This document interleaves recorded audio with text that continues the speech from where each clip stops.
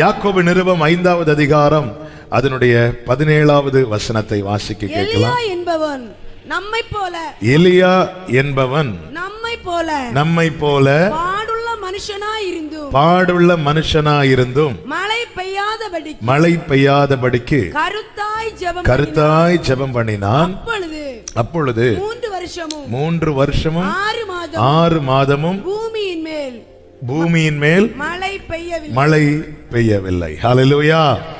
இந்த வசனம் கேட்கும் போதே தெரியும் நம்ம யாருடைய ஜெபத்தை தியானிக்க போறோம். எலியாவின் ஜெபம். ஆமென். இந்த வசனம் என்ன அழகா சொல்லியிருக்கு பாத்தீங்களா? எலியா என்பவன் நம்மை போல. அதன் அர்த்தம் எலியாவை ஹீரோவா மட்டும். ஆமென். எலியா என்பவன் நம்மை விட கொஞ்சம் அப்படி இல்லை, நம்மை போல. விசுவாச வீரர்களை குறித்து எபிரேயர் 11 சொல்லப்பட்டிருக்கிறது. ஆபேல் துவங்கி சொல்லிட்டு கடைசி வசனத்தில் இப்படி சொல்லி முடிக்கப்பட்டிருக்கிறது, இவர்கள் எல்லாரும். எபிரேயர் 11 கடைசி, இவர்கள் எல்லாரும் விசுவாசத்தினாலே. கடைசி வசனத்தை வாசிங்க. அவர்கள் நம்மை அல்லாமல் பூரணராகாதபடிக்கு விசேஷித்த. அவர்கள் நம்மை அல்லாமல், அவங்களுக்கு நமக்கு இப்ப அவங்க தேவை, அவங்களுக்கும் நாம தேவை. தேவன் நம்மை மேன்மையாய் வைத்திருக்கிறார். அதனாலதான் உங்கள் கண்கள் யாரை மட்டும் நோக்கி இருக்கணும்? இயேசுவை மட்டும் நோக்கி இருக்கணும். Fix your eyes on Jesus. அந்த இடத்துல வச்சு வேற யாரையும் விக்கிரகமா எக்காரணம் கொண்டோ வச்சிடவே கூடாது. அதனாலதான் பவுலுக்கு பலி செலுத்த வந்ததும் பவுல் வஸ்திரத்தெல்லாம் கிழித்து, எங்கள் வெளிப்பட்ட பலத்தை தானே நீங்க பாத்தீங்க, சட்டை கழிச்சு காட்டி கொடுக்குறோம், எங்க பலவீனத்தை பாருங்க. நம்ம எல்லாம் பலவீனத்தை மறைச்சிட்டு தான் நிக்கிறோம். வெளிப்படுகிற கிருபைகளையும் பலத்தையும் பார்த்து ஜனங்க வர்ஷிப் பண்ண ஆரம்பிச்சதும் பவுல் சட்டையை கழிச்சு, பாரு இங்க பாரு, உன் சரீரத்தோட என் சரீரம் ரொம்பவே மோசமா இருக்குது. எலியா என்பவன் நம்மை போல.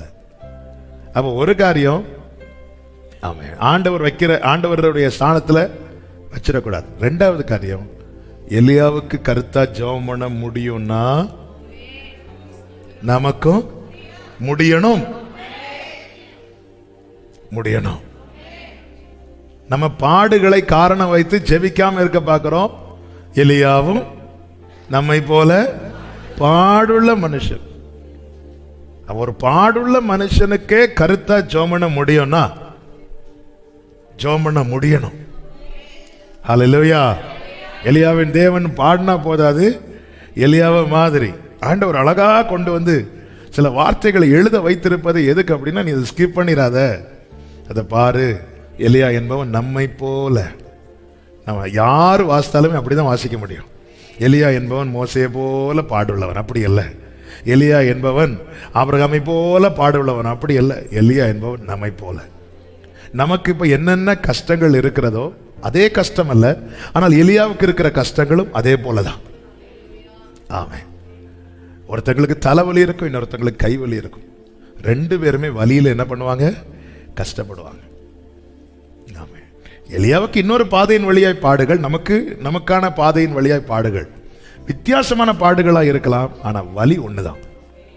எலியா என்பவன் ஆனால் அவன் எப்படி ஜெபம் பண்ணானா? கருத்தாய் ஜெபம் பண்ணான். ஒரு தேவ பிள்ளை ஜெபத்தை மட்டும் விட்டுறவே கூடாது.